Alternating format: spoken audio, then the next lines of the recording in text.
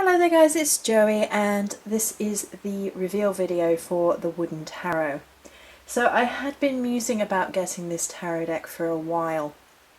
I'd been a little bit uncertain, wasn't sure whether or not to purchase it, and last week just before Samhain I'd had a couple of pretty crappy days and I decided to cheer myself up a bit. And I'd kind of been back and forth about the wooden tarot because I really love the images. But I wasn't really sure because for a number of reasons. One is I tend to stick with 2 or 3 tarot decks. I don't collect them. And so I was sort of musing over whether or not I would actually work another deck into my regular practice. Another thing is it's from America, and so the shipping is always a little bit more to the UK. The deck itself was a reasonable price. I think the deck was about £26, I think. And I gave it in the end. I was like, oh, I've had some YouTube money, I will treat myself. So I did, and it took less than a week to oh no, it'll be a week. It was an exact week from me ordering it to receiving it. It didn't ship for a couple of days. I think it actually shipped on Samhain, and it came today, so it's pretty good. And it comes in a little box like this. This is its little box. And the first thing to note before I show you some of the other bits is there is no booklet with the wooden tarot. So let's just pop this in while I mention this. So it's not a beginner deck at all, and the images are quite abstract. And I've actually joined a Facebook group and I've been reading blog posts about connecting with the cards. Some people have real trouble with them. For me, it kind of felt ideal. The images and some of the motifs being used kind of tap into my psyche in a very particular way. There are images that I really like, and the use of optical imagery as well as a sort of surrealism moving through is wonderful for me. It works on every level for me. And I prefer tarot decks without humanoids in, with the exception of the Mary L, which tends to be gods and goddesses, but they do tend to have a humanoid form. But this has no humanoids in again, and to be honest, I really do prefer it. It's just one of those weird things that in my tarot and oracle decks I just prefer there to be no humanoids in. I connect a lot stronger with an animal or a plant imagery, or a sort of artistic concept around animal or plant imagery. It just feels more spiritual to me to take human beings out of the equation. I don't know. Make of that what you will. So it comes in just the box, and it actually came with this gorgeous little card for the store itself, which is skullgarden.net. She also has an oracle deck, which I am considering. I'm not sure at the minute because, to be honest, I do love my Alchemist oracle deck like no other, so I may not get that. So it came with a gorgeous little card and this gorgeous sticker. Skulls and crystals, right up my alley. It's very Morrigan-esque. It might go in one of her books. Right. So first and foremost we have the back of the card. Now the wooden tarot is not on wooden cards, however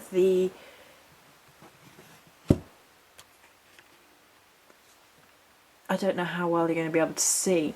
The background is designed to look as if it were wooden, which is nice. And then these are the backs of the cards with the triple moon goddess symbol with an eye right at the centre. So the triple moon goddess symbol, let's just turn it on its side for the time being. It's one of the non-Celtic symbols that I really actually enjoy. For the most part, I do prefer the Celtic symbolism. However, I really do like the triple moon aspect, and it was something early on in my path that I felt a strong kinship to, so I was pleased to see it here. And I am a big fan of eyes and eyeballs, and that sounds so weird. In art, I'm a huge fan of eyes and everything they represent, and eyes are a big theme here going through the tarot deck. For me, I'm a very visual person. I drink things in with how I see, and I want my magic and my spell setups and my altar setups to be visually appealing to me, and I enjoy incorporating artwork into my practice and really going for the deep symbolism within things and really using my eyes to study and pick up on and process that information. I've always loved the idea that the eyes are the windows to the soul, and for me personally, eyes are the first thing I look at with people. It's the thing that I find attractive in other people. It's a big deal for me. I'm a big fan of eyes. It's something I even doodle a lot myself. But we won't focus too much on that, because we are going to go through the cards, and there, of course, it's a full tarot deck. So, this card is the Fool. I love this card. I love this card for its incorporation of snake imagery with your mouse imagery, and it's a little bit of a warning, a little bit of a danger. And quite often with the Fool card, even though the Fool looks to be stepping over the cliff, we kind of negate the idea of there being a danger there, of it being a risk there, and the risk is brought back into this card. It's wonderful. It's a little bit less surreal than some of the other imagery. You'll see in some of the other imagery, some of the animals have like multiple eyes and multiple wings and beaks and things, and it's a little bit, to start with, it's like the first card, it's a little bit more fairy tale-esque, which is wonderful for the beginning card. The second card is one of the first reasons that I came across this deck, and it's the Magician, which is a moth, a death head moth, I believe, or it could be a lunar moth. Actually, it's a lunar moth, isn't it? It does have like the little death head here though, so it might actually, I'm not entirely sure if lunar moths have the death head at the back. I would have to check, or if it's a combination of the two. However, for me, I came across this when I was working with moth imagery because of Bave, the crone aspect of the Morrigan, and the incorporation of moths into tarot sets is not that frequent. So when I saw this, this image was the first one I had seen of the wooden tarot, and that really struck me anyway. It's possible I'd seen it before and it just hadn't struck me, and that was the beginning of me wanting this particular deck, and I am a big fan of the eternity symbol here. I love it, and it actually works through the deck. Then we have the High Priestess. Certain cards in this deck are going to take a little bit of a getting used to, a getting to know for me, and the next three, this one and the next two, are examples of that.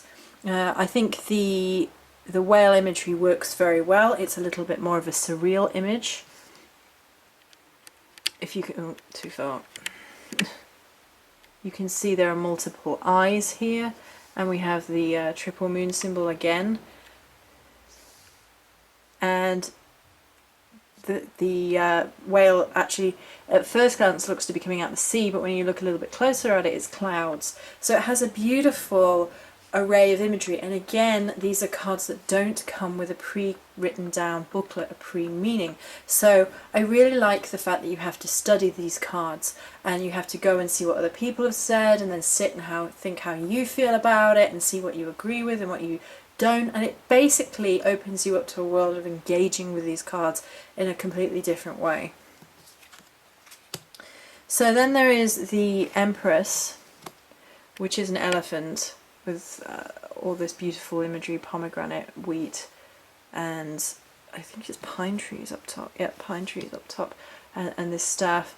And for me, elephant imagery and elephant energy is not something that I easily tap into.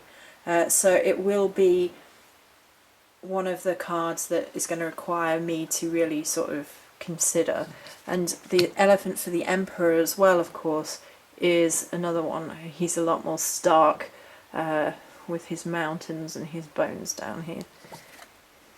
The Hierophant I love. The Hierophant in this deck might be one of my favourite cards,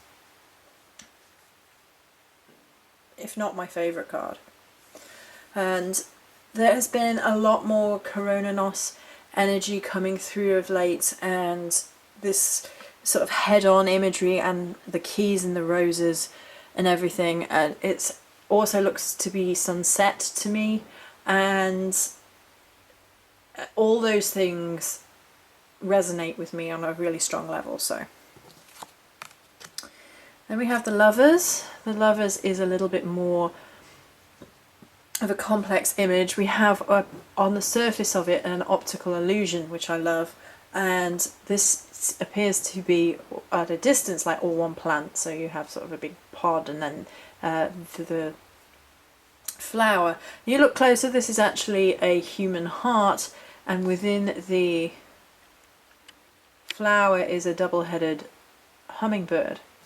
So I love the idea of the optical illusion within the Lovers card, because love is one of those things which really does hinder how we look at the world, and how we look at, not hinder, changes how we look at the world. Love can mean that we don't see things straight, it all gets a bit fuzzy, it all gets a bit complicated, and we tend to not see things as they are, rather than that side of the Lovers.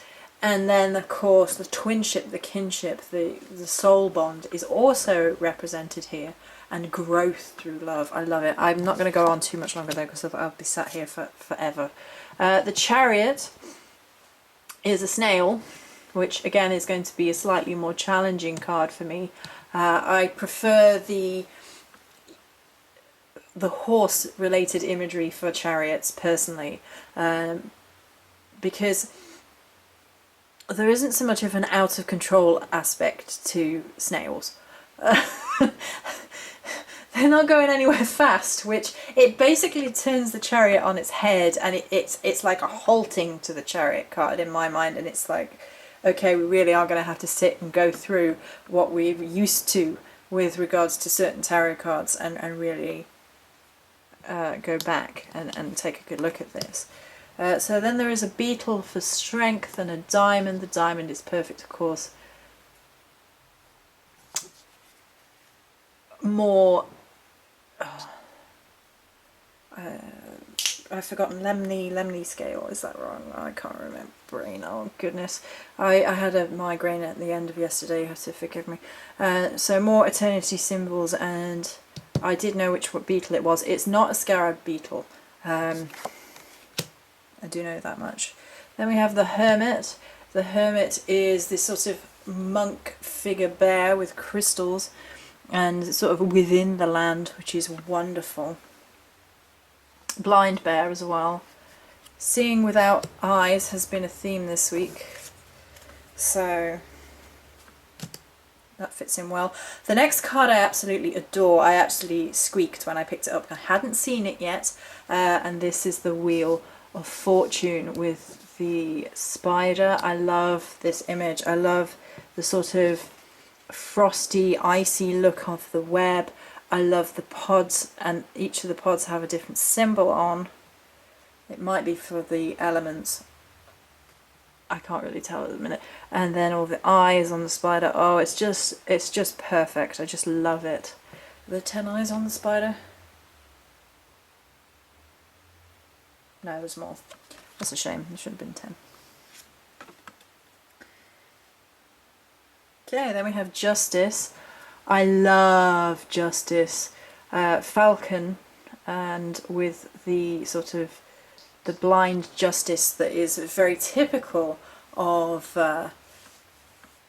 Justice imagery. And then we have the scales of Justice again on a sword, and then it's double winged here, so you can see it has double wings, which I love. I love it. I love it a lot. I love that image. It's beautiful. The Hanged Man is a bat with an extra eye. Let's see if we can zoom in slightly. And I've just this second thought, he's actually kind of the opposite of the Hierophant. Hang on. You see how these two images kind of look to be the reverse of one another. Isn't that wonderful?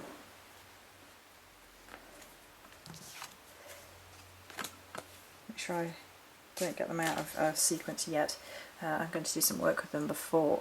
Let me let them get out of sequence. With the sun being on this side and Ivy, and we've just had quite a lot of work with Ivy in this channel, so that works really, really well. And the little tiny mushrooms up the top. It's gorgeous. So the next card is the Death card, and Death cards are very important to me because I'm a weirdo like this. The Death cards tend to be my favourite cards in the tarot deck. They tend to be the card which really, really speak to me. Seeing as I have a strong relationship with my mother Morrigan, whose one of aspects is death, and I tend to see death in a different light to what a lot of people do, I get a sense. And the image does not disappoint. It's actually the chosen image from the front of the pack, the box. And it's wonderful. It's simplistic. It's very much death within nature. It's just death as a fact of life. It's not overreaching into concepts of death. It's just this is just a part of life. This, so that the owl might eat. I love the fact it's a white owl because I am a big supporter of white being a colour of death, because it was the original death shroud, and black has sort of been switched. I think it was a Victorian switcheroo of colour, very much like pink used to be the colour for boys and that got switched around. Temperance I love. I don't know if I've ever seen an otter in a deck, and I absolutely adore this image. I just, it's wonderful. Again with the third eye being open. There you go. With a partial submersion in water, that sort of very peaceful energy to it, that very sort of sereneness to, oh, I love it. And, it means investigating a little bit about the animals that you don't know so much about in terms of spirituality. So otters is going to be one of those animals that I'm going to research a little bit more on the spiritual side. Then we have the Devil card. This is going to be a slightly more difficult card to actually sort of align with traditional meanings. It's usually to do with being trapped and bound up, but this is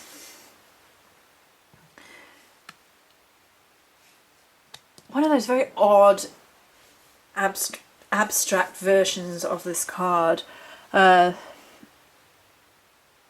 There appears to be a crown, like jewellery, like jewels, and I suppose that could be the binding of something that is sort of bound to you, responsibilities of being royalty and things, whilst thinking it could be a gift. On the other hand, it could be like a real binding. Again, it's a skull image with the attachments of different horns, so there's something a little bit unnatural about it all. It's going to be one of those images again that requires a little bit more research. The Tower. The Tower is wonderful. it's sort of like an unnatural storm going on.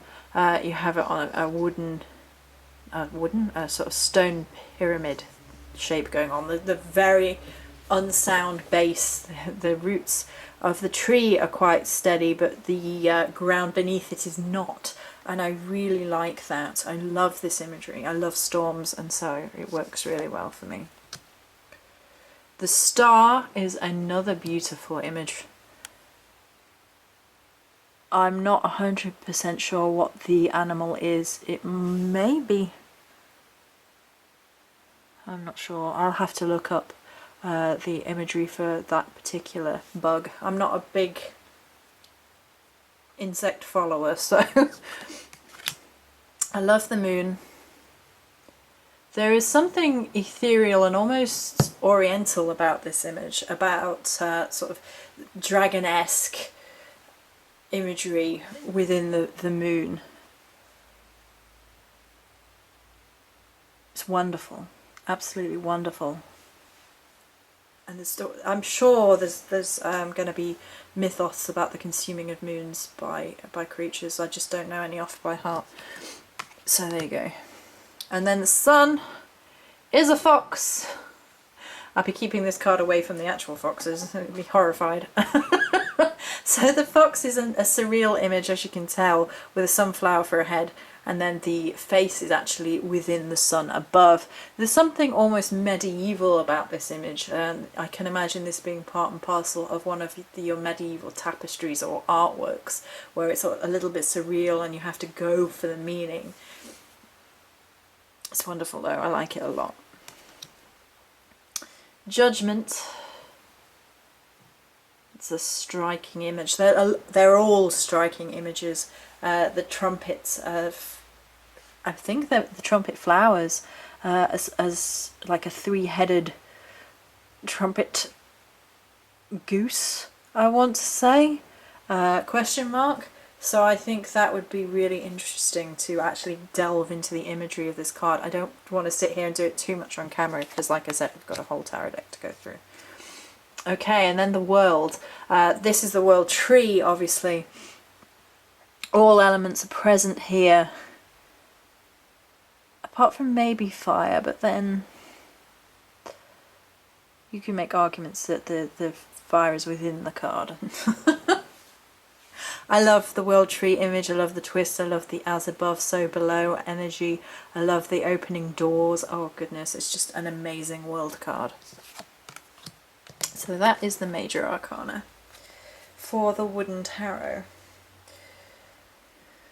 Okay, and as we move into the minor arcana, it's worth noting here that the minor arcana has been shifted. It is not your usual state of affairs. It's not wands, swords, pentacles and cups. Instead of cups, we have blooms, and it's very, very interesting to me that certain images have been picked for certain suits, because when I initially was looking at it, I wouldn't have guessed that blooms was going to be water, although it makes sense. And although originally I thought the crystals, the stones, were going to be for earth, but they're not, and we will talk about that a little bit as we go through. The gods are the aces, and it's wonderful that they sort of have these really surreal gods of, in this case, blooms, for aces. The epitome of everything, the beginning of everything, is the god of that deck, and it's just really out there, really ethereal, really different. The images are so wonderful and surreal, and the eyes are the big thing, and the colour of the eyes corresponds.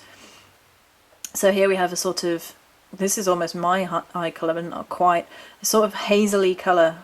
And we have, he has no head, he has this disembodied head, and he's within the water symbol here, and water all around him, and the hands are different for each god, and they sort of represent a sort of,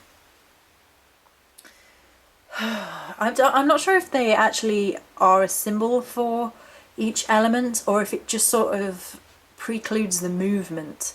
Because here, I'm going to try not to go on too long, I promise, but here you have sort of the fact of like cupping and flowing, and that really works within water imagery, that water is you know, cupped or flowing, because that is the natural states of water. You have still bodies of water and then flowing bodies of water, and that's something that I really, really adore about these cards.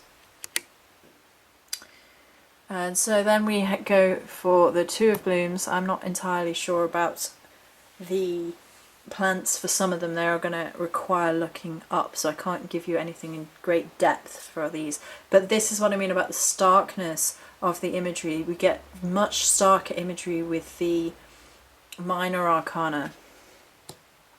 That's peach, and then we sort of have a decaying rose here for 3, and then 4 is these cut off stumps. Oh, sorry, 5 is the cut-off stumps. Did I miss one? No, I'm just not counting properly because my brain's not working. And as we move into 6, then we start to see more of this optical imagery again. The blooms with eyes. This is something I would doodle myself because I'm odd like that. And so when I actually saw these things, they really did resonate with me on a personal level. I mean, look at this.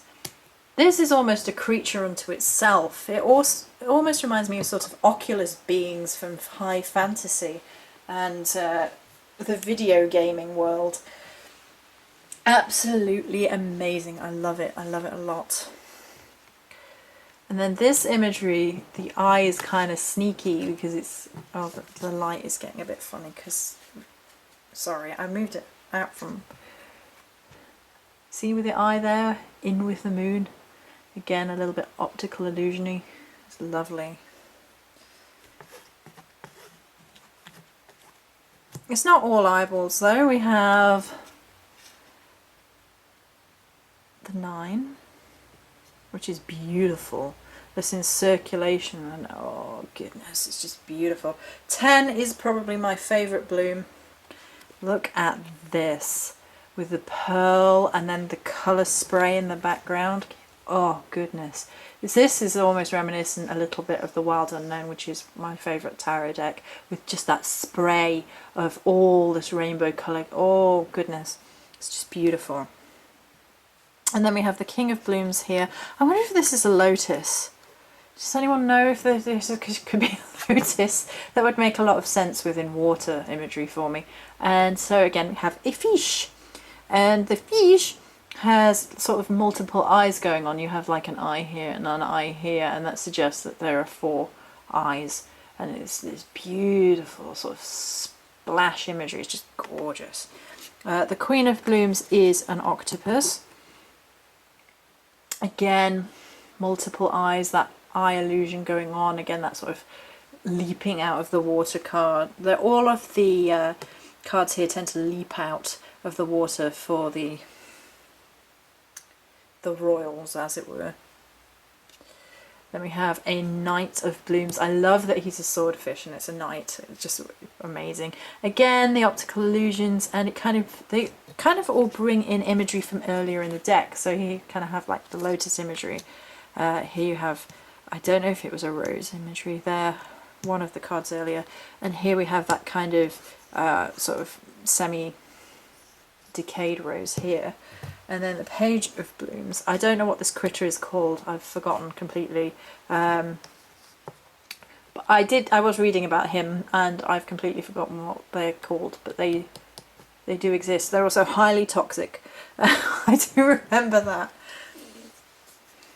So moving on, then we go into the bones. Now the bones is actually the earth section with blue eyes. Again, you have the earth symbol behind the eye of the sort of monk-like figure.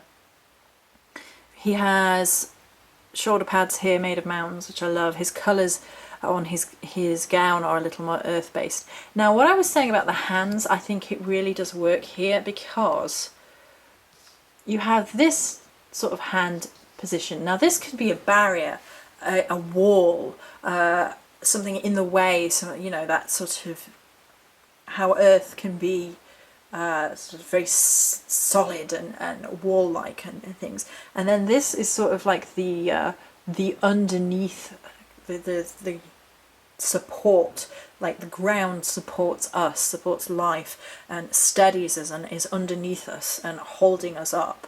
And then sort of like the bone being in the centre of that is just wonderful. The idea of bones being in the ground, sort of between the end and the dirt. So if this is, you know, the end and the dirt, and then the bones representing a sort of death element, the bones are what remains, the bones of earth. Oh, I just love it. I love the fact that they went with bones. Disconnected jawbone. And then we have a joint. The bones are perhaps the most out there of the images, because really it's basically asking you to know something about bones and anatomy, which we may not know. I don't know what half of them are. I'm like, okay, this is going to require some learning, some research, some getting to know the cards, because on the surface of it people could be quite put off by the fact that these images are really quite stark. So I'm guessing this is a ribcage image for the Four of Bones. This one I have no idea. It could be a pelvis, but I have no idea. This one I do love. He has 6 fingers, and I was actually reading a blog and they referenced the 6-fingered man prepared to die. Points if you know where that's from. And I just really like that as I was coming across my research, and I think that will stick with me. And then we have a combination of fungi here with bones, which is kind of phallic, actually. I'm kind of wondering if it's a phallic bone. So there you go. Alright, even I know that's a spine, so that's lovely. Oh, that's probably a pelvis. That's probably a pelvis, female pelvis with life inside, very womb-like. And the 10 is obviously the front jaw. It's so, it commands your attention, this deck. It's wonderful. And then we have the king is, I'm guessing, a mammoth. I'm not sure. I wonder if they're extinct animals, actually, because if he's a mammoth, could this then be a saber-tooth? I don't know, because the next one looks like a rhinoceros, although rhinoceros are unfortunately going that way. But then the page could be a wolf or something similar, I'm not entirely sure. Again, research. Beautiful images, I love them. So then we have the Plumes. He has kind of a greeny eye. Again, he's surrounded by his clouds, so, you know, referencing air.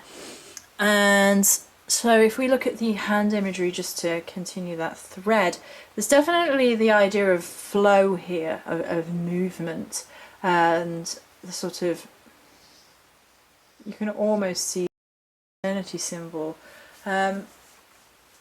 Again, it almost embodies how I would represent air if I was doing a sort of symbol, a sigil, you know, like the wiggle for air.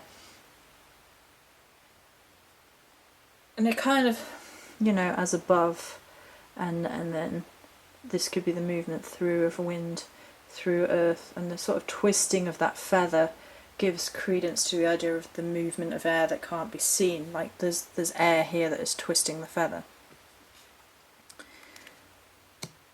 And then we move into Plumes, being the air suit. Look at that. There's some archery imagery within this suit, which I love. I think it works beautifully within the meanings.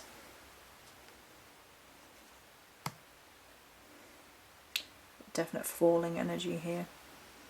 And here we have an example of utilising the surrealism again. So that's a blue jay. And a duck. And my favourite, of course. Look at this, Mama. Mama should like this one. With all those eyes. Because crows, they're all seeing.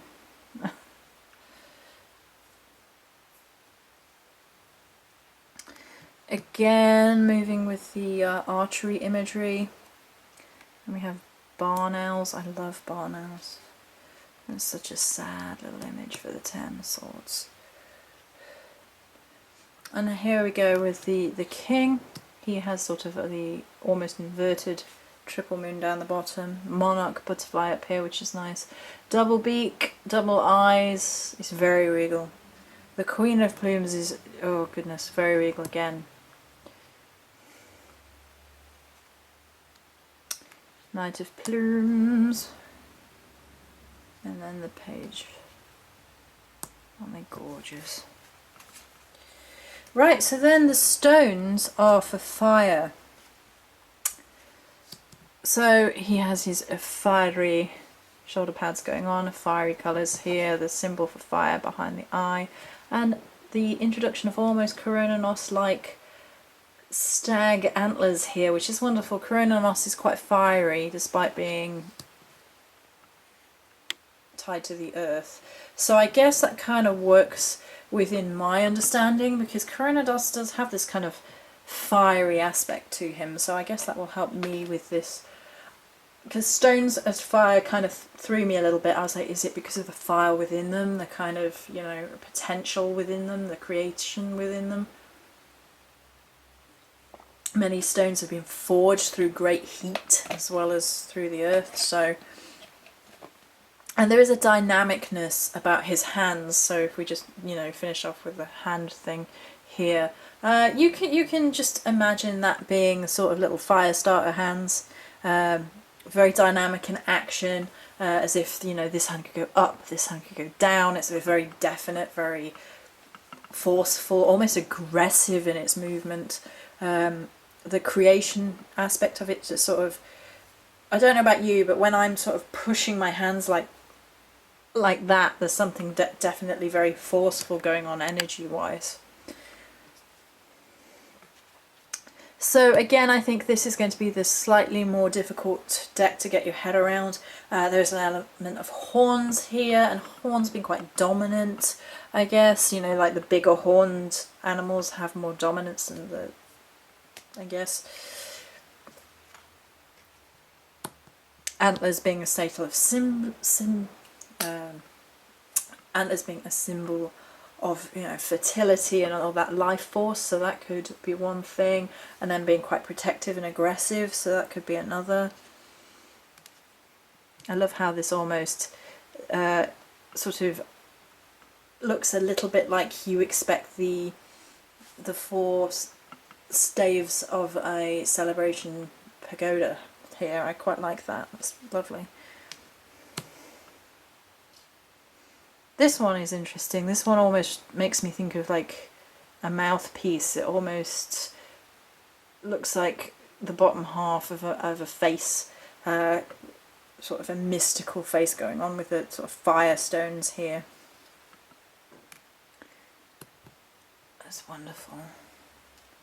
Now this image, despite this is a very aggressive image, despite the fact it's only, you know, crystals. I mean, on one hand you could look at it and think you were looking down at crystals, but I looked at this and I was like, it looks like crystals being fired like arrows, like really aggressive.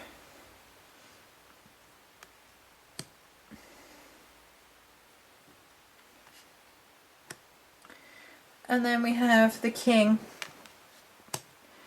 very ram-like here, with his sort of body being made out of these fire crystals and sort of being unleashed, being born from these fire crystals. It's wonderful. He is very dynamic, very full of movement, almost like a battle ram, you know. And the queen is not. She's very regal, very authoritative. She has this kind of smoke going on, as if she is just one with the fire and made from the fire and just moving forward from it. I didn't actually notice the smoke with the king. The smoke is present with all of the royalty, so that's wonderful. I love that. And then we have the knight being a unicorn mythical beast. And the page, is it a fawn, do you think?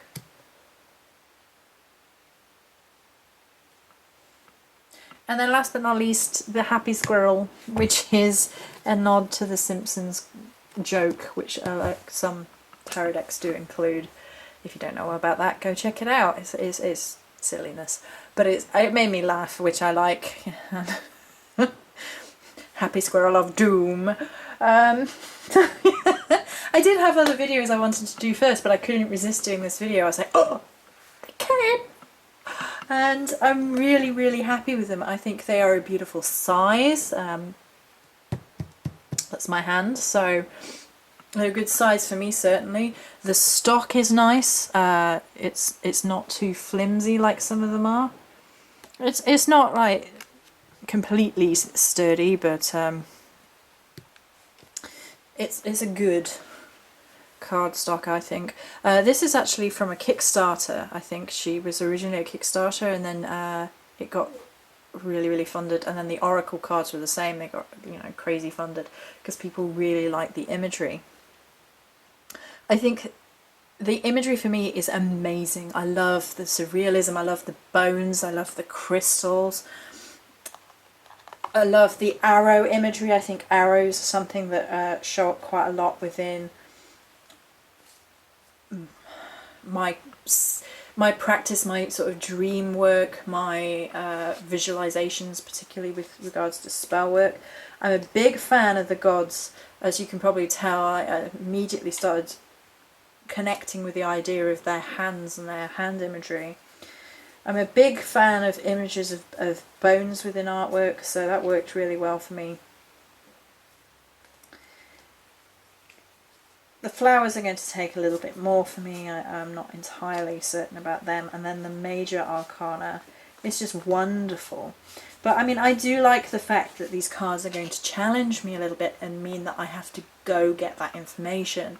If this is something that you don't want, then obviously the Wooden Tarot may not be for you yet. I don't think it's a beginner deck in the slightest, because the images are out there, and there are cards where I'm looking at and I'm like, I have no idea. I'm going to have to go and I'm going to have to see what other people have said.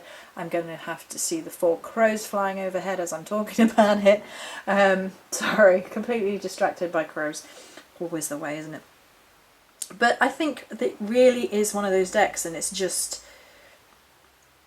unusual and thought-provoking, and it taps into me in a lot of ways. A lot of the images are quite close to my heart already. The hand movements of the gods struck me, the animal imagery, the bone imagery, the almost surrealism, and definitely the optical illusion and optical imagery are something which really speak to me, and I'm going to be looking forward to working with these so much. Yeah, so much so that I put off the other couple of videos to do this one first, because I love them. But I hope you enjoyed this reveal video for the Wooden Tarot. Many blessings.